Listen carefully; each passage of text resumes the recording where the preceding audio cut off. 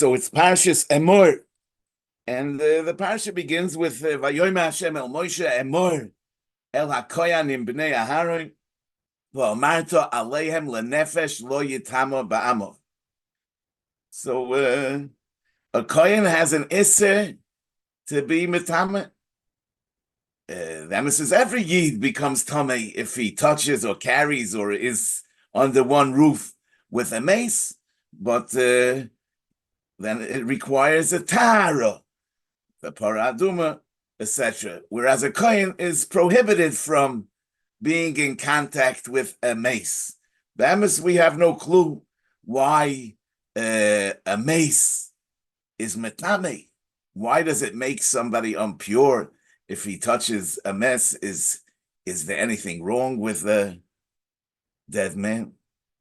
You know, Bamis, there's a Sifri Zuta that says that the mace himself is not tame. He's only metame. What is it about?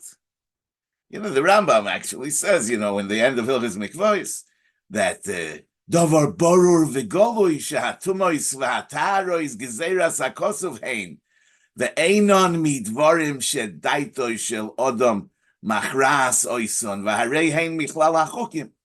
But in the same breath, the Rambam does say that there's a remez. He's talking about a remez in terms of tumah and tara.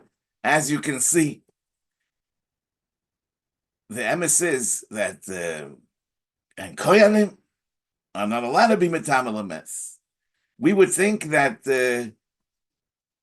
exposure to the finite nature of man is actually a positive thing, because it makes us aware of the fact that in terms of all our material acquisitions, it's all gone. As soon as we leave this world, all our pleasures don't last. In terms of our physical being, it's moisar ha'odam and abehema oyin ki akoil hovel. And there's just the neshama hatahora. So we would think that dafke the koyanim who do the avodah in the Beis Hamikdash,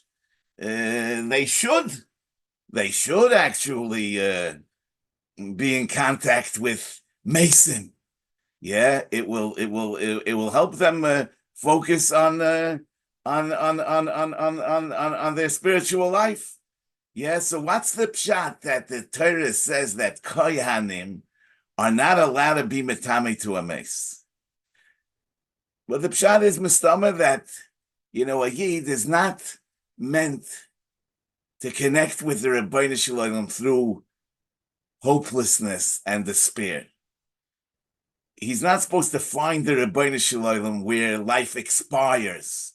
We connect to the Rebbeinu Shalom through the vibrancy of life. When a yid is successful and lives life to the fullest and attributes that to the Rebbeinu Shalom, that is Avodas Hashem. That is Avodas Hashem. You see, Chazal say, "Kisheim she'odem mevorech al hatoiv kach mevorech al hara." You know, some depressed people would say, Adirabah should say, "Kisheim she'mevorech al hara kach mevorech al hatoiv." I mean, the chiddush is that not only do I say Baruch when life is out and gone, but even when I'm successful, I say Baruch. But the emes is avada that the Iker Avodas Hashem is in the mevorech al hatoiv. It's a chiddush that one should be able to be kosher to the Rebbeinu Shalom even when he's experiencing gra. Yeah, so Yiddishkeit is not in competition with life. It's really meant to enhance our lives and live in this world as a proisdor for the traklin, but avada to live in the proisdor. You know. So therefore, we say that the kohen shouldn't be metamal mace, because the kohen who does the avodah in the Beis Hamikdash, he needs to be full of life, and he shouldn't be brought down by tumas mace. Al derech zeh, we see achilas kochim has to be besimcha, and lo yochalti ba'oini mimenu. An oinin is not allowed to eat kochim. In this parsha, we have the halachas of mumim, that a kohen that has a physical mum, a blemish, is disqualified from doing the avodah in the Beis Hamikdash. The emes is that we would think that dafka, somebody who has some deformity or a disability, is must be closer to the Rebbeinu Shalom, because he's not so comfortable with his physical being, so probably he has a greater kesher with the Rebbeinu Shalom than somebody that's in good physical shape, who has a harder time connecting with Avodas Hashem. So we would think that we should dafka choose koyanim or balei mumen. The balei mumen, those should be the people that we pick and choose to do the avodah in the Beis Hamikdash. So why is it that a bal mum is possible for la'avodah? There's even a more surprising halacha that a mum, makes somebody puzzle from being a dayan in the Sanhedrin. The Gemara says in Sanhedrin Daf Lamed Vov that kishem shebezdin menukim b'tzedek, just as Bezdin has to be pure in justice and not have any in negative ideas in terms of what's just. Kishem shebezdin menukin b'tzedek, kach bezdin menukin mikol mum. Shenemar is a pasuk in Shir Hashirim, kuloch yofa ra'ayosi umum ein boch, and that's referring the Gemara to the Sanhedrin. Yeah, so what's the issue? I mean, if somebody is a dayan in the Sanhedrin, I mean, it's being a dayan in the Sanhedrin obviously requires great knowledge of Torah. I mean, general knowledge. We also expect the Sanhedrin to have, but a physical mum. How does a physical mum? How does that interfere with being a dayan? Yeah, how does that interfere with being a dayan? The Rambam says, "Shem shebezdin menukim b'tzedek kach tzrichim liyas menukim mikol mumei aguf v'tzorich lihishtadel v'livdoik ulechapes sheyiu kulam balei seva balei koima balei mare." So the Rambam says that they should have white hair, they should be tall, they should have a distinguished appearance. What does all this have to do with being a dayan in the Sanhedrin?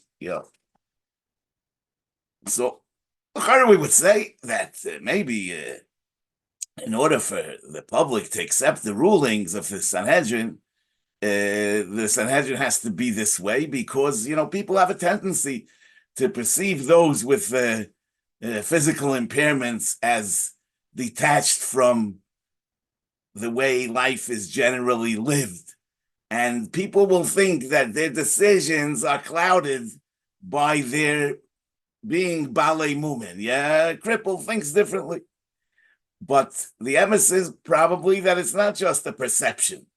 It's actually, there's a truth to this, because the judgment of a bal mum could actually be impaired, as the Rambam says in Hilchos Deis Perek Dalet. Yeah, that hoyel v'hayois haguf bari v'sholei midarke avodas Hashem hu shehar hi'i efshe sheyovin o yeda davar miyedias haboire v'hu chayla. A person who's sick is i efshe sheyovin o yeda davar miyedias haboire v'hu chayla. Fichach tzorich adam laharchik atzmai midvar ma'abdin es haguf. Just like a person should be careful shmiras hanefesh from dying, he's mechuyev to be shomeras hanefesh, to be healthy, because health is important in order that yovin and yeda davar miyedias haboire. So memela, the pshat is that we don't consider the bal mum to be on a higher madrega. we consider Dafka the person who lives life to the fullest and applies himself to Avodas Hashem with all his physical koiches, and we consider him to have the right judgment. In other words, so therefore the avodah is done by non-balei movement because the shleimus of avodas Hashem is done with a healthy body with no movement, and so also the Sanhedrin have to be non-balei movement. And Be'emes is that this idea comes up in another context in this week's parsha, because we have the Eila Moyadei Hashem Mikroi Kodesh Tikru Oisam B'Meyadim. In this parsha we have all the Moyadim. The Shalosh Regalim, the Shalosh Regalim appear the first time in Parshas Mishpatim, a second time in Parshas Ki Sisa, and a third time in this week's parsha. What's interesting is that the Shalosh Regalim are first and foremost connected with the seasons of the year. There's the Chodesh HaAviv, Shomer es Chodesh HaAviv. Then we have Chag HaKotzir, Bikurei Ma'asecha. In other words, Pesach is connected with the grain, the new grain that sprouts. Shavuos is connected with a new fruit, and Sukkot is connected with Osif, Chag HaOsif, which is the time that we gather the produce from the field and we bring it home. So, Bemis in Parshas Mishpatim and Parshas Kisisa, it doesn't say Bechlal anything about Yetzias Mitzrayim, about any historical event in the context of Sukkot and Shavuos. L'gabi Pesach, it does say that it's the Moyed Seis Eretz Mitzrayim. In this week's parsha, the Torah does add L'gabi Sukkot that it's L'man Yedu Doiroi Seichem Ki B'Sukkot Leishafti as B'nai Yisrael. L'gabi Shavuos is B'chlal not mentioned in Torah Shebechsav any historical event that it's connected with, and that's only in Torah Shebal Peh, but that's a discussion for a different time. But one thing is clear, that the Moyadim have Be'emes a dual identity. The Moyadim, on one hand, Pesach is a Zeichel Yetzias Mitzrayim, as it says a few times in the Torah, and it's also a Chag HaKotzir. I mean, it's also Shomer es Chodesh HaAviv. It's the L'moyed Chodesh HaAviv, and Sukkot is a Chag HaOsif. It also has the Zechira of B'Sukkot Leishafti as B'nai Yisrael. So, what's the connection? What's the connection between these two things? Is it Shnei Dvarim Shenizdamnu Lepundik Echad? It so happens. It's clear that that's not the case, because the Torah says Shomer es Chodesh HaAviv in Parshas Re'eh, and Chazal say in Rosh Hashanah Daf Chaf Aleph that this is the source that we have to be Ma'aberes Hashanah. We have to make the year into a leap year in order to make sure that the Chodesh Nisan corresponds with the right season, with the Tkufa of Aviv. Otherwise, the Chotshei Alavana and the Chotshei Achama would run apart Lagamri. So the Torah is makbid that Pesach should be in the Chodesh Aviv. Why is the Torah makbid that Pesach should be in the Chodesh Aviv? In other words, that we should be celebrating Yetzias Mitzrayim together with a celebration of spring. There's a pasuk in Shir Hashirim that says, Ki hivei hasesov ovar, hageshem cholaf holach loy, hanitzonim niru ba'oretz, eis hazamir higia, v'koil hator nishma ba'artzeinu, kumiloch ra'yosi yafosi ulechiloch. Now, what this pasuk is saying is that springtime came, and the Rebbeinu Shalom says that Klal Yisrael should come out of Mitzrayim. So the Briskerov said that from here you see that contrary to what we think, that we celebrate Pesach in the Chodesh Aviv because we went out of Mitzrayim in the Chodesh Aviv, it's vice versa. We went out of Mitzrayim in the Chodesh Aviv in order that we should celebrate Pesach in the Chodesh Aviv. So what's so important about celebrating Pesach in the Chodesh Aviv, the question is? Obviously, there are certain, obviously, nothing is obvious, but we can say that we celebrate the great Nisim where the Rebbeinu Shalom broke the rules of nature. But the Torah doesn't want us to detach from the real world and live in a supernatural world. The tachlis of Avodas Hashem is to live in the real world with a focus on the presence of the Rebbeinu Shalom. In other words, it's not enough that we believe that the Rebbeinu Shalom could break the rules of nature. He wants us to understand through those nisim, like the Ramban says in the end of Parshas Boy, that he's not only the boirei, but he's also the manhig l'chol habruim v'hu levadoi oso v'oise v'yasa l'chol hamasim. Yeah, like the Gemara says in Shabbos Daf Lamed Aleph on the pasuk v'hoyo emunas itecho choisen Yeshua yischachma v'das, that emunas is say this roim, and Tosfos brings the Yerushalmi that he is ma'amin b'chei ha'olamim v'zoyreya. Though anybody is zoyreya, but a yid when he's zoyreya, he brings the Rebbeinu Shalom into it, and he's ma'amin b'chei ha'olamim even when he's doing something just simple as being zoyreya, which every guy does, right? So the we dafka celebrate the nisim at together with the natural cycle of the year. In other words, Aviv, Kotzir, Osif, in order that our remembering the nisim should be brought home into our real life experiences, and that we should find the Rebbeinu Shalom in our Aviv, in our Kotzir, in our Osif. On Memela, the pshat is that this is once again that the Torah doesn't want us to find the Rebbeinu Shalom where we expire, to find the Rebbeinu Shalom where we're helpless, to find the Rebbeinu Shalom where we can't do anything. You know, there's like, Reb Chaim Volozhin has said that Ein lanu li'ishoin ela alavinu shebashamayim, that appears in the end of Saita.